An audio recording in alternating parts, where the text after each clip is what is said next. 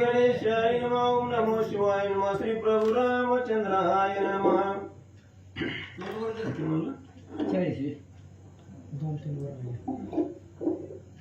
ऐकून स्त्रियांची वाणी रुक्मांगद संतोषला म्हणी. मग तयाशी संगे घेऊन नगरा प्रतिपावला. मग जाऊन पित्यापाशी वर्तमान सांगे तोरेसी. म्हणे ताता रामाश्वासी धरले असे म्याजी. कथेचं अनुसंधान हॅलो ग्रंथ करते दत्तदास विष्णू बल्लाळ या ठिकाणी सांगतायत. वीरमणी नावाचा राजा आहे आणि त्याचा मुलगा असणारा रुक्मांगद स्त्रियांच्या बायकोच्या सांगण्यावरनं त्यानं रामाचा घोडा पकडला, गावामध्ये पाठवला आणि त्या वनामध्ये क्रीडा करून पुन्हा आपलं सगळं सैन्य घेऊन तो पुन्हा गावामध्ये आला. आणि वीरमणी नावाचा राजा आहे त्या नगरीचा, त्या रुक्मांगदाचे वडील त्याला भेटले. काय म्हणतो, तयाशी आणून नगरी बंधन करून रक्षला शेविरी. आता युद्धा लागून सत्वरी जाणे लागेल माते. आणि त्यावेळेस त्यांनी सांगितलं, वीरमणी राजाला सांगू लागलाय त्या रामाच्या यज्ञाचा घोडा आहे मी पकडलेला आहे आणि आता त्याच्या बरोबर आपल्याला युद्धाला जावं लागेल असं तो बोलू लागला. आईचे ऐकता पुत्र वचन रायाचे न होय संतोषित मन. मग म्हणे पुत्र लागून तो पराक्रम काय केला. वीरमणी राजाने विचारलं, तू घोडा पकडलाय पण कुणा कुणाला जिंकलं त्याची लिस्ट दाखव बरं. युद्ध करून कुणा कुणाला जिंकलं, कुणा कुणाला हरवलं, काय पराक्रम तुझा. फक्त घोडा पकडला आणि गावात आणला. मला आनंद नाही वाटला. तो पकडला घोडा, अरे पण युद्ध करायचं असतंय, त्यांच्याबरोबर जिंकायचं असतंय, तो गुपचूप घोडा घेऊन आलाय, त्यांना माहिती बी नाही असं तो असणारा वीरमणी बोलू लागला. अश्वधरुण यावनी मज कतीशी येते येऊनी. यात पुरुषार्थ मज लागुनी किंचितही दिसेना. अरे तू घोडा पकडला आणि मला येऊन सांगायला लागला मला आनंद वाटत नाही. अरे तू कुणाबरोबर युद्ध जर केलं असतं, कुणाला जिंकलं असतं तर जरा मला ऐकायला तरी बरं वाटलं असतं. घोडा पकडला मला सांगायला आला असं राजा बोलू लागला. आईचे बोलोनी पुत्रासी मग विचार करी मनासी. जाणे असे आता युद्धासी शत्रुघ्नाधिक वीरा संगे. आणि मग राजाने विचार केला, पोरानं पराक्रम केलाय, घोडा पकडला तर आपल्याला सांभाळावं लागणार आहे. पोराने चुकी केलं तर बापालाच बघावं लागतं, दुसरं कोण आहे. आता त्यानं पकडला ना घोडा, पकडू द्या. आता त्या घोड्याच्या बरोबर किंवा त्याचे जे काही सैन्य आहे, शत्रुघ्न असेल कोणी कोणी असेल त्यांच्या बरोबर त्याला जावं लागेल. विचार करू लागला. तरी आपुला रक्षक शंकर त्याशी कळवू समाचार. त्याने कल्याण निरंतर होईल आपुले निश्चयी. आणि त्या राजाने विचार केला, आपण महादेवाचे भक्त आहेत, आधी आपण महादेवाची परमिशन घेऊ, महादेवाच्या मंदिरात जाऊ, त्यांचं दर्शन घेऊ, त्यांची आज्ञा घेऊ, आशीर्वाद घेऊ आणि मग युद्धाला जाऊ असा विचार करू लागला. आईचे म्हणी आणून वीरमणी गेला शंकराच्या दर्शना लागुनी. जयाची अर्धांग्याचे भवानी गौरवर्ण सुंदर पै.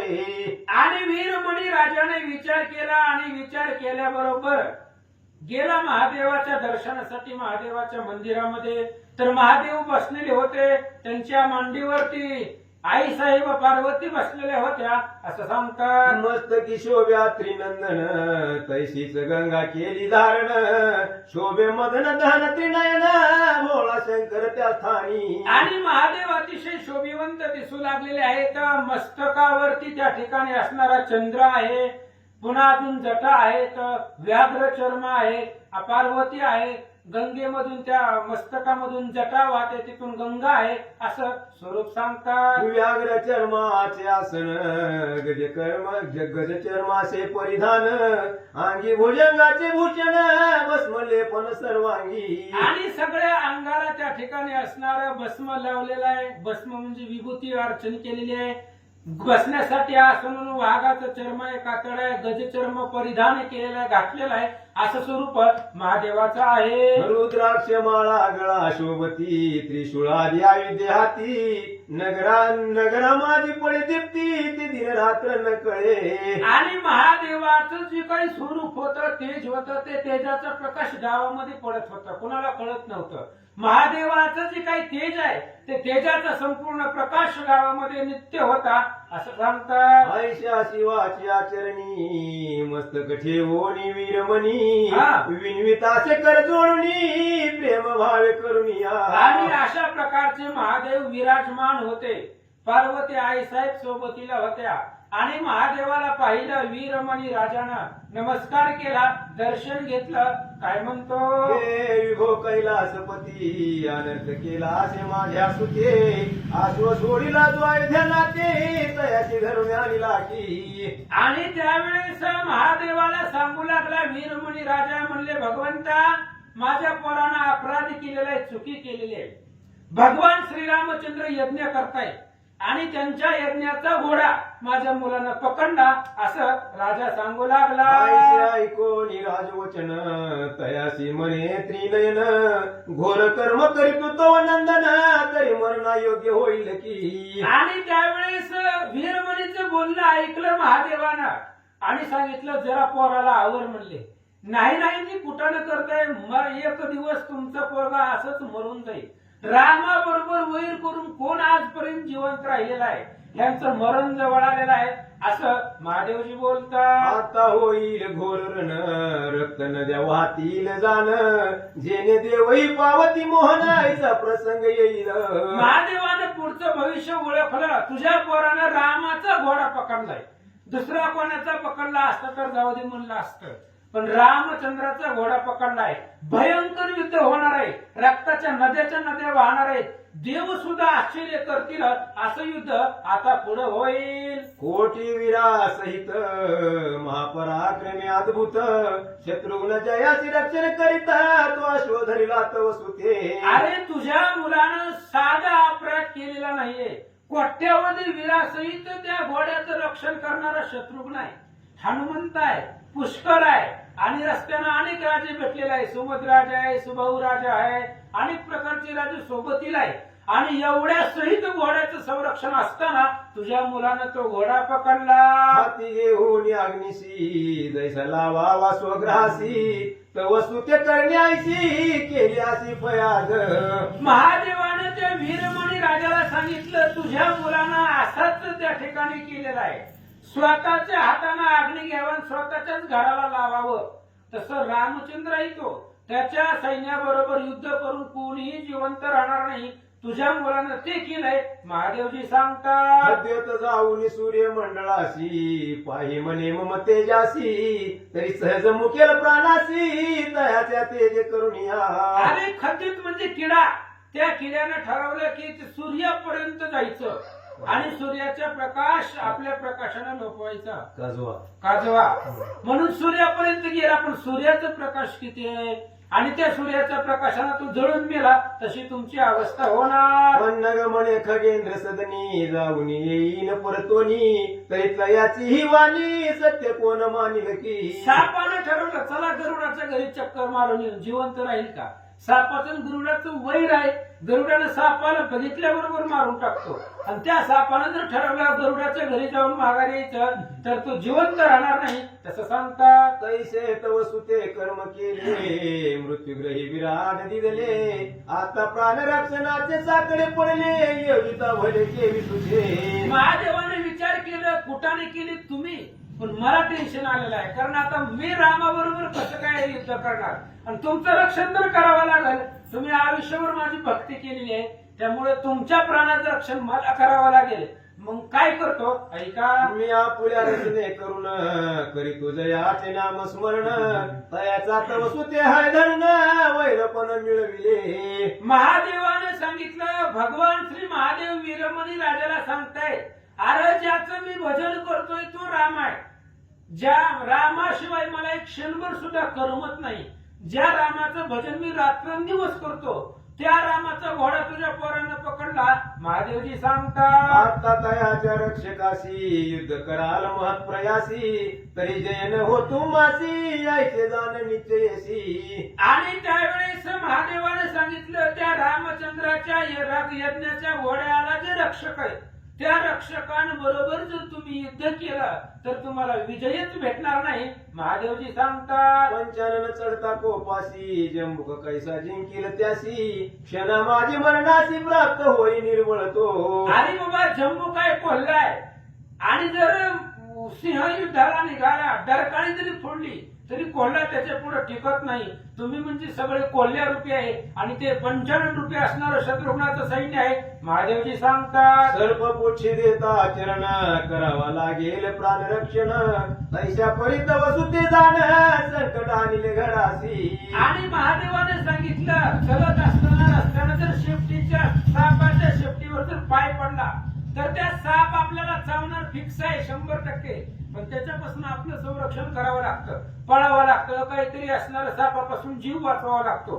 तसं तुझ्या पोरानं चालून निघणं घराला आणलेलं आहे. महादेवजी सांगतात, आता जे घडले असे तयासी उपाय काही नसे परिया काजी मज भासे लाभ एक उत्तम पै. महादेवाने सांगितलं तुझ्या पोरानं घोडा पकडलाय, याच्यामध्ये लाभ काही नाहीये, नुकसान होणारच आहे, तुम्ही मरणार आहात. पण या सगळ्या गोष्टीमधून मला एक लाभ म्हणजे स्वतःच हित दिसायले. कोणतं? जो मी ध्यात असे निशिदिनी तो येईल इथे चाप पाणी तयाच्या दर्शने करुणी भयव्यता तुझी वारेल. आणि महादेवाने सांगितलं जाऊ दे म्हणले तुझ्या पोरानं घोडा पकडलाय, पण एक फायदा आहे आपल्याला. आपण ज्याचं भजन करतोय, ज्याचं स्मरण करतोय तो रामाचं दर्शन असं बी मला कधीच होत नाही. पण तुझ्या पोरानं घोडा पकडलाय, मग ती घोडा सोडवायला राम इथं येईल, मग त्या रामाचं दर्शन मला होईल. महादेवजी सांगतात, तरी आता यज्ञ करून करी अश्वाचे रक्षण तयासी भक्ष आणि जलप्राशन वारंवार करवी का. महादेवाने सांगितलं घोडा रामाचा आहे आणि रामाच्या यज्ञाचा घोडा असल्यामुळे त्या घोड्याचं संरक्षण कर, त्याला टायमाच्या टायमाला चारा पाणी सगळं व्यवस्थित बघ आणि त्या घोड्याचं रक्षण कर. महादेवजी सांगतात, जेणे करून तयासी भोगणे न पडे दुखासी करी आयश रक्षणासी अनालस्य करून या. कुठल्याही प्रकारचा आळस करू नको, त्या घोड्याला काही त्रास होता कामा नाहीये, त्याचं असणारं संरक्षण कर, वेळेच्या वेळेला त्याला पाणी असेल चारा असेल दे. महादेवजी बोलतात, सोडवा वया शिवर येईल की रघुवीर हाच लाभ घडेल साचार पूर्व पुण्य तुझ लागी. महादेवाने सांगितलं घोडा पकडलाय, पकडू द्या तुझ्या मुलानं, पण ती घोडा सोडवायला स्वतः राम येईल आणि राम तुझ्या घरी येणार आहे, घोडा सोडवायला येणार आहे. हे तुझं काहीतरी सुकृत आहे, तुझं काहीतरी पूर्व पुण्य आहे, म्हणून राम इथं येतील असं महादेवजी सांगतात. करी राम दर्शनाची इच्छा धरून करी शत्रुघ्नाशी युध कंदन तेने तुळशी होईल कल्याण राम कृपा करील की. आणि वीरमणी राजाला महादेवजी सांगतायत घोडा पकडलाय तर युद्ध कर, पण युद्ध करत असताना एकच आशा मनामध्ये ठेव की रामाचं दर्शन व्हावं आणि राम दर्शनासाठी राम इथपर्यंत यावा यासाठी शत्रुघ्नाबरोबर क्षत्रिय धर्माने युद्ध कर, सगळ्यांना हरव. सगळे हारले तर राम येणार आहे, जर कोणच हारलं तर राम इथं कसा येतील, त्यामुळे सगळ्यांना हरव आणि राम इथं येतील असं कृत्य कर.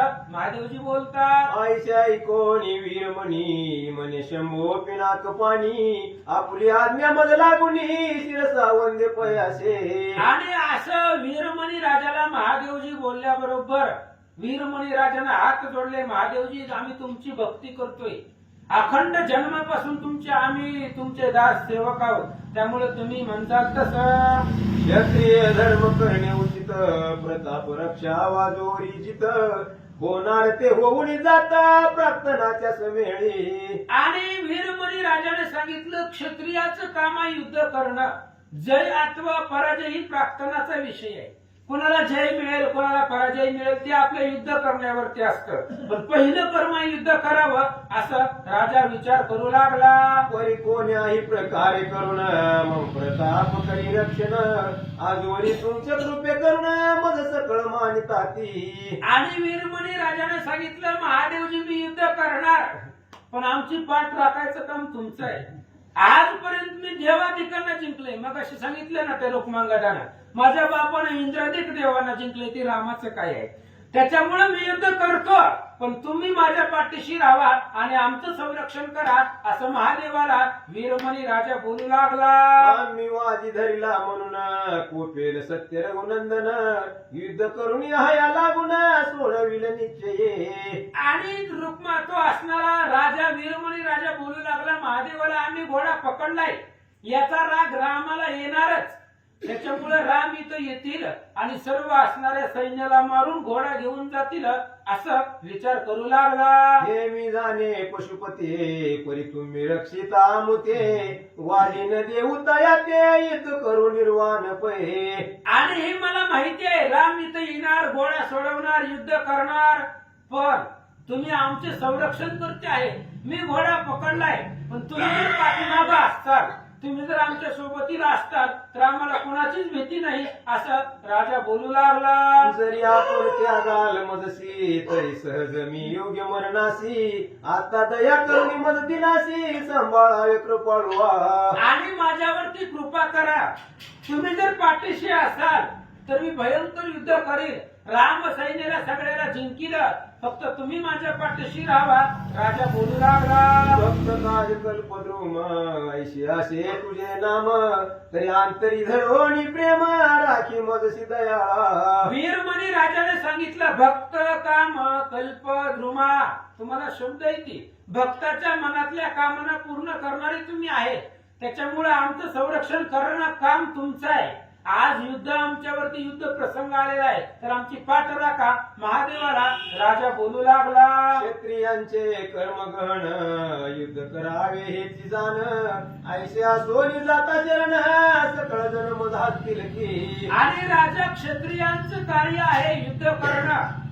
जर युद्ध केलं तर आणि युद्ध न करता जर घोडा माघारी दिला त्या रामाला भिवून किंवा त्याच्या भीतीनं तर जगातले सगळे राजे लोक मला हसतील असं बोलू लागला. क्षत्रिय धर्मी विरुद्ध म्हणती माते नीच बोलती या प्रती तुझी खंती नसे काही एक मज लागी. अहो मला काहीच दुःख एवढं दुःख वाटणार आहे, उद्या लोक म्हणतील घोडा तर पकडला पण पुन्हा असणारा रामाच्या सैन्याला भिवून रामाला घेऊन घोडा माघारी दिला म्हणून पुन्हा मला त्या ठिकाणी शक्तीहीन समजतील, कमी समजतील, अशक्त समजतील असा विचार राजा करू लागला. तरी विचार करी आता भक्त रक्षण करीता तुझे विन जगी कोण त्राता मज लागी पयासे की. म्हणून आता एकच कृपा करा, आमच्यावरती रक्षण करा, तुमच्या कृपेचा हस्त ठेवा, तुम्ही फक्त पाठीशी राहा. युद्ध करायचं अथवा न करायचं तुमचा प्रश्न आहे, महादेव पाठीशी असल्यावर कशाची भीती आहे, म्हणून आमच्या पाठीशी राहा असं राजा बोलू लागला. ऐसे ऐकोनी दीन वचन शंकरी केले हास्य वदन मने राया तुझ लागून मी रक्षण करीन पै. अशा प्रकारे राजाचं बोलणं ऐकलं आणि महादेवाने सांगितलं हे बघा आता दोन्हीकडून तू संकटात पडलाय, युद्ध जरी करावं तरी तू राम आहे ज्याचं आपण भजन करतोय त्याच्यावर युद्ध कसं करावं, आणि नाही करावं तर तुझी भक्ती आहे, त्याच्यामुळे असू दे आता मी तुझी पाठ राखतो, तुझं संरक्षण करतो. महादेवजी बोलतात 33 कोटी देव जरी आले युद्धाशी शस्त्रधारी तरी तयासी मी समरी तुझं कारण जिंकीन की. आणि महादेवाने सांगितलं राजाला घाबरू नको म्हणले, अरे मी पाठीशी आहे, 33 कोटी देवता जरी आले तरी तुझ्यासाठी मी युद्ध करीन आणि तुझ्यासाठी सगळ्यांना जिंकील. महादेवजी बोलतात मज सांगते युद्ध करून जाईला श्वाते घेऊन ऐसा वीर त्रिभुवन शोधिताही न मिळे की. महादेवाने सांगितलं राजा मी तुझ्यासाठी जगाबरोबर युद्ध करेल आणि माझ्या बरोबर युद्ध करून घोडा घेऊन जाईल असा जगामध्ये कुणीच वीर नाही. 33 कोटी देव जरी आले तरी त्यांच्या बरोबर युद्ध करेन, पण माझी एकच अडचण आहे. कोणती? परी श्रीराम येता युद्धासी मी वंदिन तयाच्या चरणासी युद्ध न करी मी तयासी कदा काळी राजेंद्रा. महादेवाने सांगितलं राजा तुझ्यासाठी मी त्रिभुवनाबरोबर युद्ध करीन, कोणालाही मी जिंकील, पण भगवान श्रीरामचंद्र जर युद्धाला आले तर त्या रामाबरोबर मी युद्ध करणार नाही, मी त्यांचं चरण दर्शन घेईन. अहो त्यांच्या दर्शनासाठीच मी एवढे दिवस नामस्मरण करतोय. आणि तो जर समोर आला तर युद्ध कसं करायचं, तो देव आहे, आमचा स्वामी आहे, असं महादेवजी बोलतात. जयासी ध्यातो रात्रंदीन तयाची भेटी होता जाण तुझा लाभ या समान तसे सत्य मज लागी. अरे राजा, ज्याचं मी भजन करतोय, ज्याला रात्रंदिवस ज्याचं ध्यान अंतकरणामध्ये करतोय, ते जर राम समोर आला तर त्याचं दर्शन घेणं ही काम आहे आणि उद्धार आहे. सायुज्य भेटतं त्या रामाच्या दर्शनानं, असं महादेवजी सांगतात. जे स्वामी द्रोह करीती ते अघोर नरका जाती वंदिता यासी निश्चिती सायुज्यता प्राप्त होय. अरे राम स्वामी आहे, राम राजा आहे, त्रैलोक्य स्वामी श्री रघुनाथ, त्याचा पाहू नको अंत, त्रैलोक्याचा करील घात, निमिषार्धात क्षोभोणी. राम फक्त माझा स्वामी नाही तर त्रैलोक्याचा स्वामी आहे, आणि तो जर राम समोर आला तर मी त्याचं दर्शनच घेईल, महादेवजी सांगतात. मनोनी श्रीरामा वाचून मग सकळ वीर तृणा समान ऐशाच ताश्वा लागून कोण नेईल सोडवणी. महादेवानं वीरमणी राजाला सांगितलं, एक राम जर सोडले तर बाकीचं कोणी कोणी युद्धाला येऊ दे, मी तुझ्यासाठी युद्ध करतो, तुझ्यासाठी मी सगळ्यांना जिंकतो, 33 कोटी देव आले तरी जिंकतो, पण एक राम वेगळा जर केला तर मला सगळे वीर तृणासमान गवताप्रमाणे आहेत, पण तोच जर राम माझ्या पुढे आला तर मी त्या रामाचं मी दर्शन घेईन, महादेवजी सांगतात. आता सकळ सैन्य भारी संग्रामा जाई झळकरी शत्रूचा संहार करी आपुलिया पराक्रमे. आता सगळं सैन्य गोळा कर आणि सगळं सैन्य गोळा करून सिद्ध करून चतुरंग दळ तयार कर आणि शत्रुघ्नाबरोबर युद्धासाठी जा, मी मागून तुझ्या मदतीला येतो, महादेवजी सांगतात. ऐकता शंकर भाषणाशी अति आनंद झाला वीरमनीशी मग आज्ञा करून सेनापतीची सकळ सेना सिद्ध केली. महादेवाचं बोलणं ऐकलं, महादेवानं आश्वासन दिलं आणि मग वीरमणी राजाला आनंद वाटला आणि मग सगळे आपलं जे सैन्य होतं त्या सैन्याला चतुरंग सेना सिद्ध करण्याची आज्ञा राजानं दिली. आईशी कथा वाच्यायनाशी शेष सांगती विस्तारेशी पुढील अध्यायी शत्रुघ्नाची चिंता पडेल अश्वाची. आणि अशा प्रकारची कथा पाताळाच्या ठिकाणी शेष महाराज वत्सेन ऋषीला ब्राह्मणाला ही कथा सांगतायत. ही घोडा नेलेल्या शत्रुघ्नाला माहिती नाही, त्यांच्याही रक्षकाला माहित नाही. चरायला गेलेला होता घोडा आणि त्या रुक्मांगद राजानं तसंच राजकुमारानं घेऊन गेला, त्यामुळे शत्रुघ्नाला चिंता पडेल की घोडा कोणी नेला. ती कथा पुढच्या अध्यायात ऐका. अश्व बांधिला देवपुरी कळताची सकळ विरी युद्ध केल्याचे समनी वीरमणी रायासी. आणि आता पुढच्या असणाऱ्या अध्यायामध्ये शत्रुघ्नाला कळेल देवपुरी नावाचं गाव आहे आणि त्या गावामध्ये वीरमणी नावाचा राजा आहे आणि त्या राजानं त्याच्या पोरानं घोडा नेलेला आहे असं शत्रुघ्नाच्या लक्षात आल्याबरोबर युद्ध करते. ही कथा सविस्तर ऐकोत पंडित चतुर हस्त जोडून वारंवार दत्तदास हेची मागे. पुढच्या अध्यायामध्ये भयंकर युद्ध होणार आहे. इकडे पुष्कर आहे, शत्रुघ्न आहे, हनुमंत आहे, अनेक प्रकारचे राजा आहेत आणि इकडे फक्त वीरमणी आणि त्याचा मुलगा असणारा रुक्मांगद आणि त्यांचे पाठीराखे महादेवजी यांचं भयंकर युद्ध होणार आहे, घनघोर युद्ध होणार आहे.